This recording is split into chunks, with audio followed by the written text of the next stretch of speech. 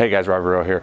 I want to talk about a specific thing that I don't think I've done a video on. Maybe I have. I know I've done a video on like pushing the ball into release, pushy arm action, but there's a big component to this that, again, it's one of those things that's not necessarily going to apply to every single thrower, but across the board, I think from the last month or so doing analysis, I think it's a pushy arm action disguised as a early trunk rotation issue, meaning when we come down into our drive phase and our arm comes into our arm swing, now the trunk either starts initiating its rotation because the hand is up or because there's just lack of front side stability.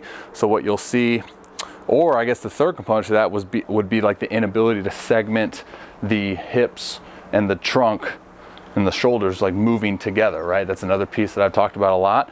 So if you have any of those three things, what you'll start seeing, I guess early arm raise could be one too. Well, there's a lot of issues that could be a byproduct of early trunk rotation. But anyways, so what you start seeing is the trunk starts to rotate earlier before anchoring down into the ground, right? So you're through space, the trunk rotation starts to initiate, and then you anchor down. So what we see is at anchor point, trunk rotation, instead of staying neutral like you'll see with a lot of high power output guys, they'll stay neutral until front foot strike while their hips are into rotation, then they'll pull that band.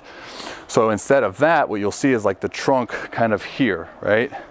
So you won't see neutral, you'll see here, and then the arms obviously following that.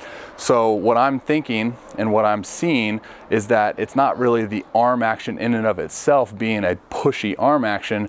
I think it's more of just a complete the rotation, doesn't have a lot of trunk rotation to pull the arm through type thing. So in terms of creating specific progressions to counter this, to feel this, is exactly that. You need to feel this mechanism because more oftentimes than not, it's an issue that's occurring on the mound because you have more time with your front foot to anchor down, right? So you have the slope, so that's more time. So in that little millisecond or whatever it is, you can have the trunk that actually stays neutral and flat, starts to rotate a little bit before anchor, and now you have a pushy arm action on a mound and not on flat ground or long toss or pull downs because of that added time. So what you need to do is obviously create in the environment in which you can feel it, okay? So I have drills on this, but I don't have the specific things with me. So a simple band forward throw, like a J-band forward throw, okay? So preset yourself in hip rotation where you want to be at anchor point, but now you want to force this trunk to get into that neutral posture. Band around your wrist, now motor patterns. Instill these motor patterns of boom, forward throw. Okay, reset, trunk neutral, hips into rotation, back foot coming off, forward throw, okay? So your body can start recognizing that input, perfect, boom. Now you can progress to a throw, okay? Instead of the band, go to progress to a throw, okay? Hips into rotation, trunk neutral, hand out. Now we're just gonna rock back a little bit and throw.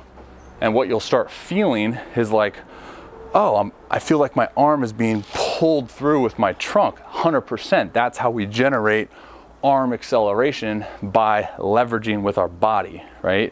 Can't independently generate anything much with the arm. You can, but it's not gonna probably last long. And then the next thing you wanna tease into that is where you find the biggest breakdown. Do that stuff on a mound. Biggest one, create that environment, flat ground, flat ground, flat ground. Then when we get on a mound, that's when we can start teasing in blends. Okay, boom, rocker, boom, now right into our leg lift. Train your body. What's that sensation? What's that feeling? Boom, boom. All right, let's go on the slope. Let's hammer it. Boom, boom. So I'm gonna encourage you guys to look into that.